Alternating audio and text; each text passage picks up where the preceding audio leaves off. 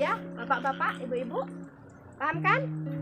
Nah, dari dulu kita menerapkan yang pertama sekali penyediaan pupuk di rumah kita. Pupuk udah hancur kok. Dalam satu musim tanam, musim panen itu udah hancur. Jadi pengolahan tanah baru kita bener. Ini bagi bapak-bapaknya ini.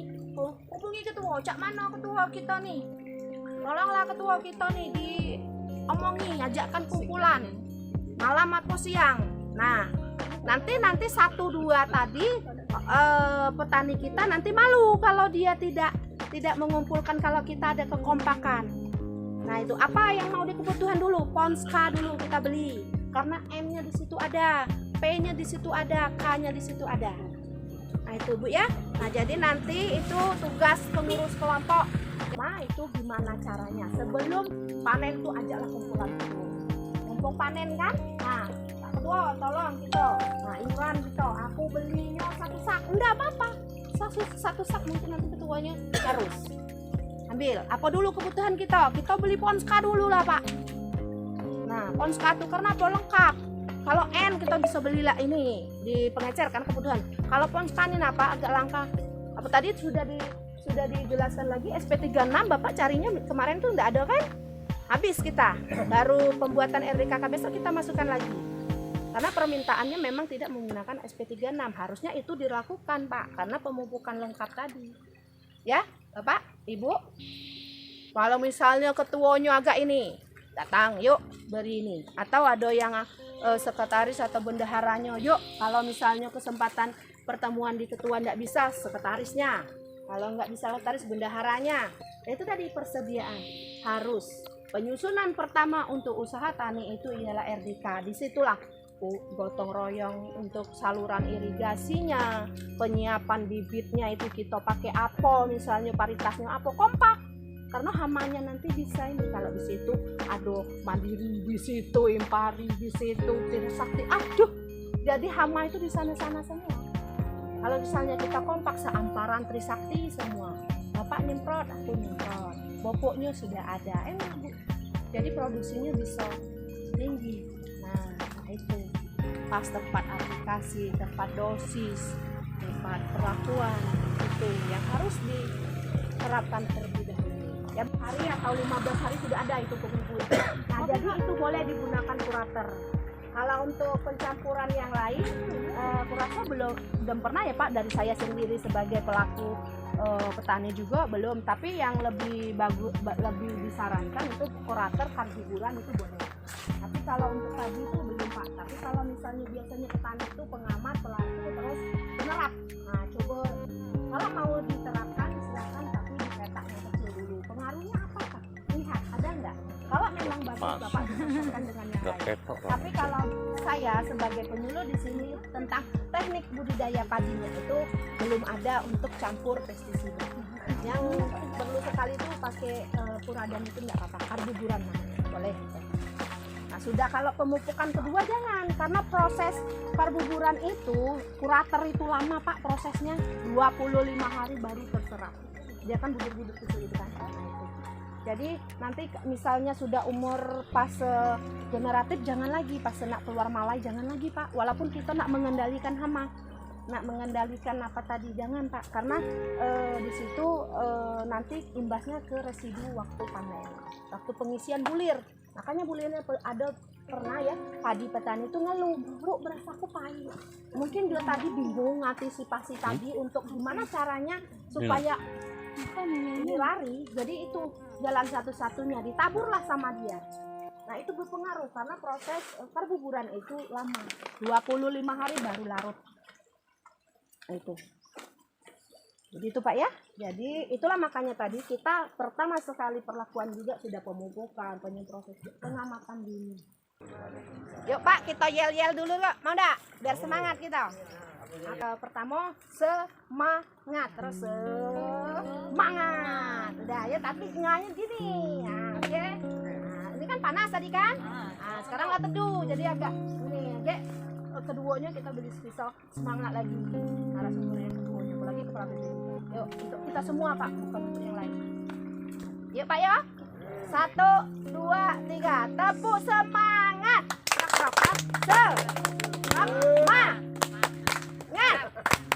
Semangat. Lagi kurang semangat kurang.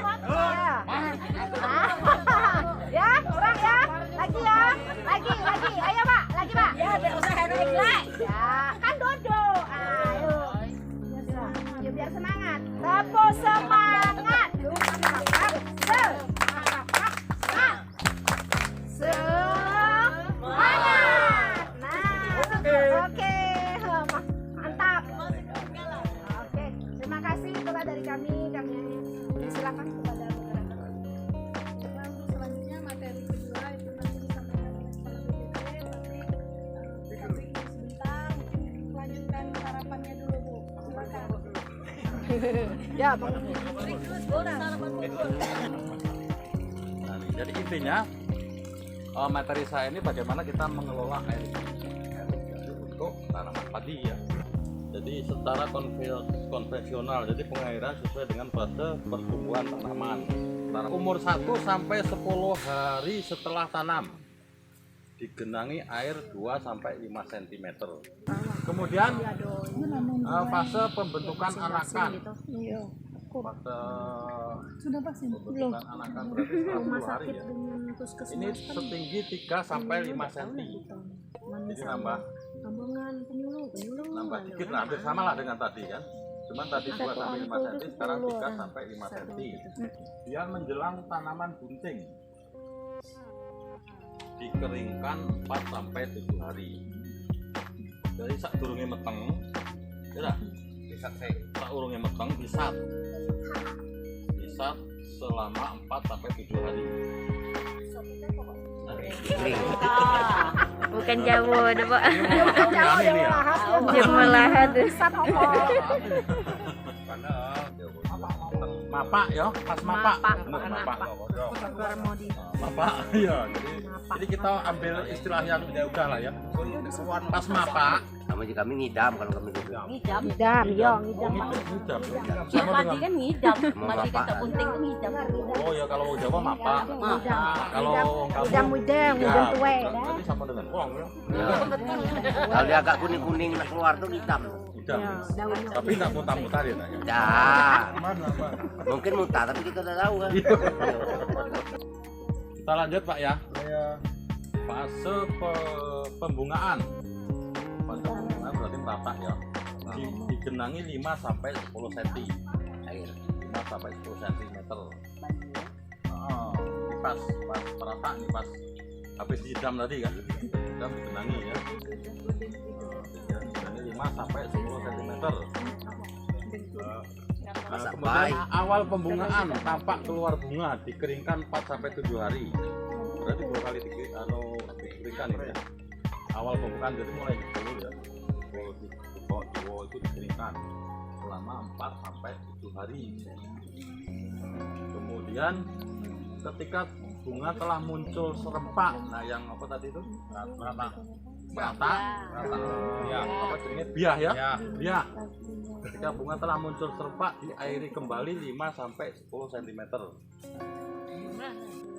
Kemudian sekitar 10 hari menjelang panen, petakan dikeringkan. Oke, tadi yang sistem konvensional ya. Konvensional itu sesuai dengan fase pertumbuhan padi ya. Di fase vegetatif atau fase regenerasi. Jadi sistem yang kedua pengairan sistem irigasi hemat air atau intermittent. Pak Jerman lah tahu lah kalau ya. Intermittent. Nah, ini cara pemberian air pada taman padi sawah dengan cara digenangi dan dikeringkan secara berselang. Jadi selang-seling.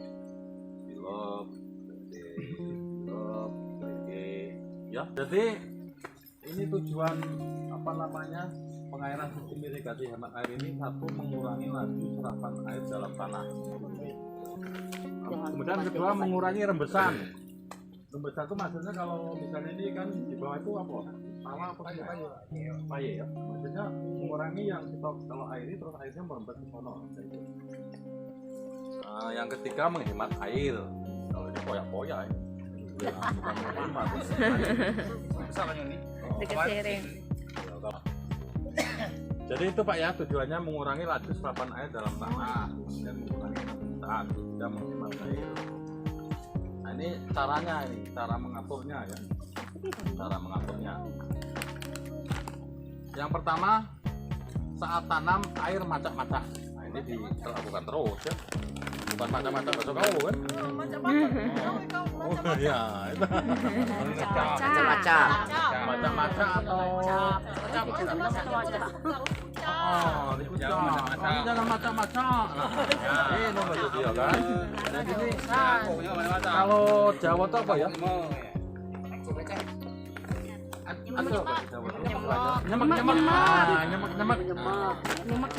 Nyemek bukan ngemek ya. Lain ya, ngemek dengan nyemek ya. Ngomong-ngomong tuh ya ini Sayur. Nah ini nyemek. Jangan salah kakek sebut di depan bapaknya, Pak, ngemek Pak. Langsung kan. apa gawe? Apa gawe kan? Masa siang-siang lah ngemek. Nah, itu. Biar jangan ngantuk, Bu. Iyalah. Kalau kita serius, biar terang mata kan ada ini. Jadi berikutnya ya, air dipertahankan setinggi 2 sampai 5 cm selama 10 hari. Saat tanah macak-macak kemudian diairi 2 sampai 5 cm selama 10 hari. Bawa penggaris lagi Pak ukur kalau untuk sawah kan, ukur ini kan, pastikan ini kan. Kemudian biarkan sawah mengering selama 5 sampai 6 hari. Berarti habis diairi 2 sampai 5 cm selama 10 hari, sudah dibuang airnya, dikeringkan selama 5 sampai 6 hari. Kemudian setelah terlihat tanah retak-retak, ada kan kalau misalnya kekurangan air kan, ada tengok pecah-pecah kan, Iya. itu kan Kurang. diairi kembali setinggi 5 cm. Jadi setelah retak-retak tanahnya kan karena dikeringkan 5 sampai 6 hari, kemudian diairi lagi 5 cm. Kemudian biarkan mengering sampai 5 sampai 6 hari, lalu air lagi setinggi 5 cm.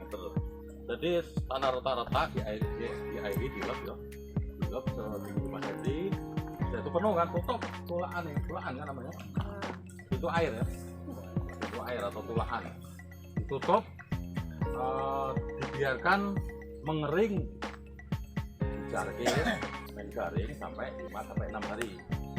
Dilap 5 cm, udah dijarke wae kan, tinggal lungo kan. Nggak usah ditunggoni sampai kering kan. Sampai 5 sampai 6 hari. Nah, kemudian setelah kering diairi lagi. Diairi lagi jadi bolak-balik. Kemudian sampai mumpet lah kita ngurusin air ini kan.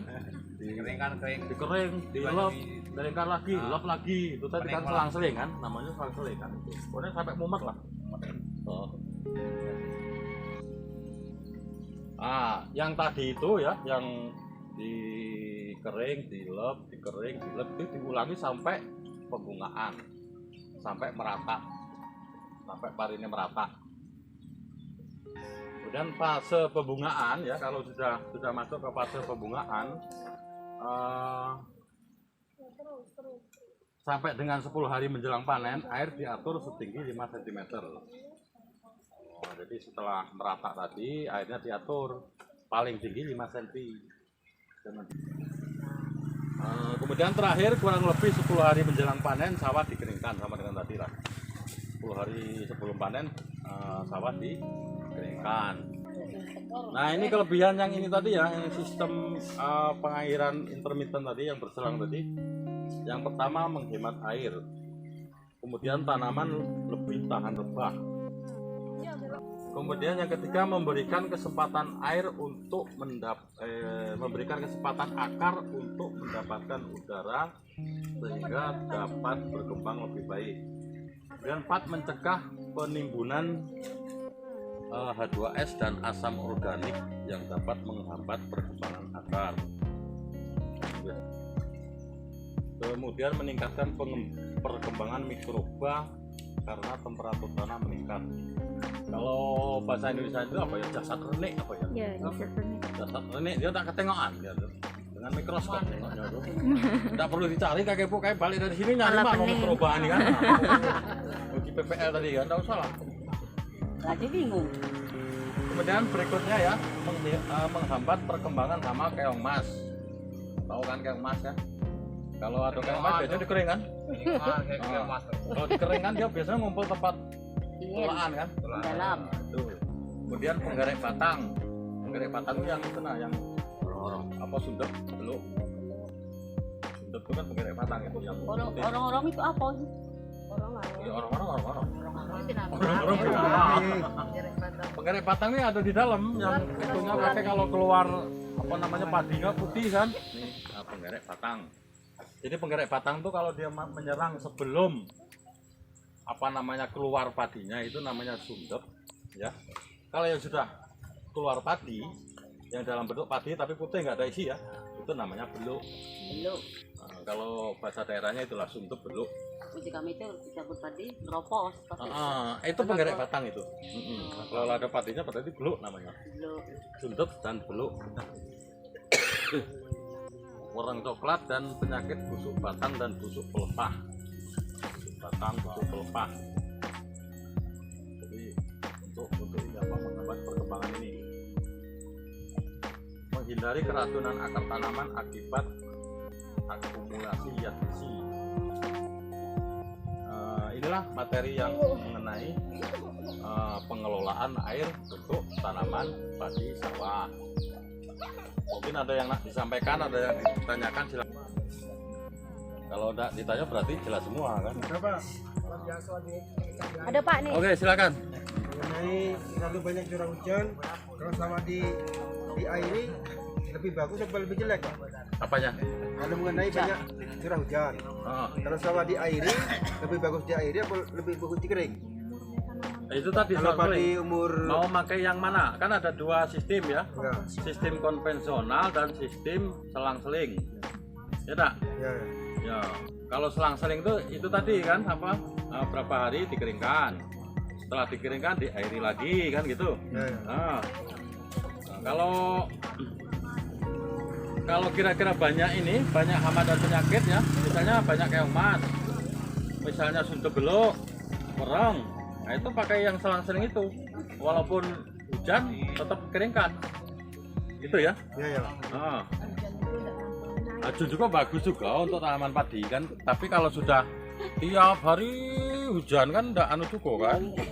Oh kan, enggak hujan terus kan tubuh kita juga lain kan. Apalagi hujan panas cepat. Hujan panas, rusak. Jadi silakan Pak, mau pakai yang sistem pengairan selang-seling, intermittent, atau yang konvensional. Konvensional itu kita sesuaikan dengan pertumbuhan tanaman. Yang tadi itu misalnya umur 0 sampai 10 hari kita airi setinggi 2 sampai 5 cm kan. Kemudian pas dia itu keluar apa namanya? Pas pembentukan anakan kan, bertandur mulai manak kayak. Itu digenangi setinggi 3 sampai 5 cm. Kemudian menjelang bunting atau meteng dikeringkan kan, 4 sampai 7 hari. Jadi itulah materi dari saya Pak ya. Kalau mudah-mudahan bermanfaat lah. Kalau ada kekurangannya saya mohon maaf ya, banyak duluan supaya tidak ngantuk ya. Kalau ada kata-kata yang menyinggung perasaan mohon dimaafkan. Ya nak? Ini apa? Ya Pak Diarman nanti banyak sebut nama Pak Saiful sama Pak Subur, ketua kelompok kan. Jadi itu Pak Bapak dari sekalian ya, materi dari saya. Lebih dan kurangnya mohon maaf. Saya Edi, wassalamualaikum warahmatullahi wabarakatuh.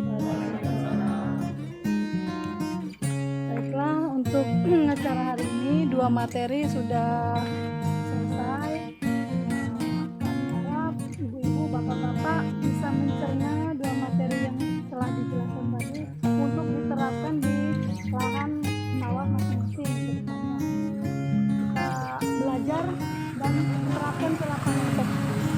Kita untuk acara selanjutnya yaitu mungkin mata-mata. Jadi saya sebagai pembawa acara mengucapkan terima kasih bapak-bapak kepada bapak-bapak, ibu-ibu yang telah menyempatkan hadir di acara SL dan mengikuti materi-materi di acara SL sampai selesai. Nah, selanjutnya untuk Selasa depan pertemuan berikutnya tempatnya dirubah atau tetap di sini? Aku rasa Ini no. Sini lah ya. Palangan candu sini. mungkin padat. Wah, penting dari Mungkin padat ya? Bukan ada itu kan itu rumah siapa tuh? Katakan di sini ya Bu ya.